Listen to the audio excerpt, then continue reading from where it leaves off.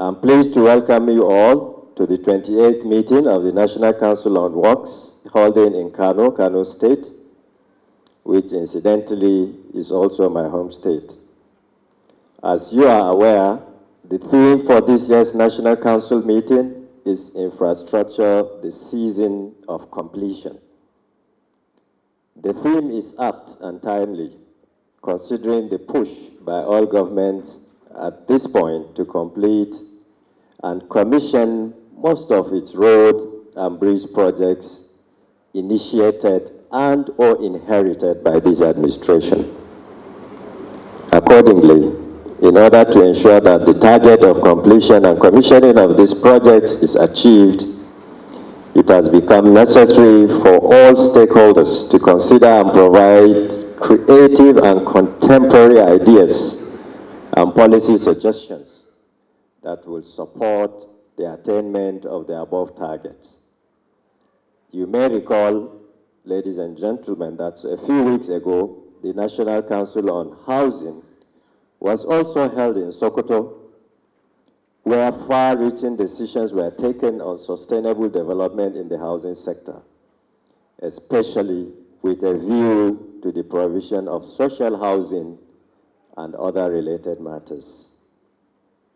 I must, at this juncture, thank our esteemed host,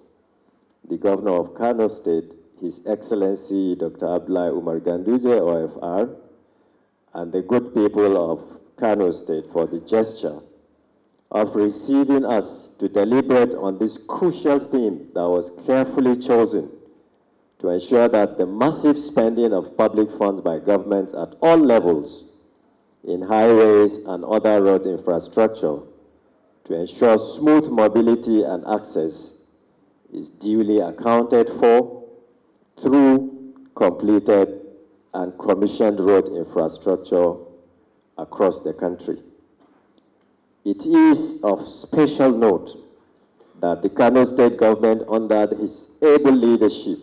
has brought tremendous development in the road sector that are worthy of emulation by all states. This meeting is therefore significant as it will afford stakeholders the desired opportunities to identify some of the challenges in the highways and related sectors that could militate against successful completion and commissioning of roads in the country as this administration winds down, and to discuss strategies and possible practical solutions towards addressing them. We are required to have the objectives of the National Development Plan 2021 to 2025 in mind as we look at ways of ensuring that road projects are completed and commissioned in order to galvanize national growth and sustainability. I am aware that our directors and other executives and experts in the road sector have spent the last 2 days discussing these issues, and this should form the basis of our discussion and recommendations for the consideration of the Council tomorrow. Our recommendations should focus on restoring economic growth, the ease of doing business, local content utilization, investing in our people, and creating a competitive economy through the availability of good and completed road networks across the country. Distinguished delegates and officials,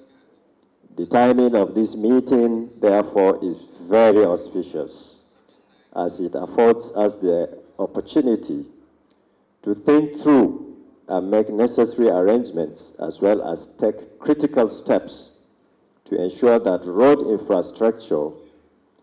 infrastructure projects are completed,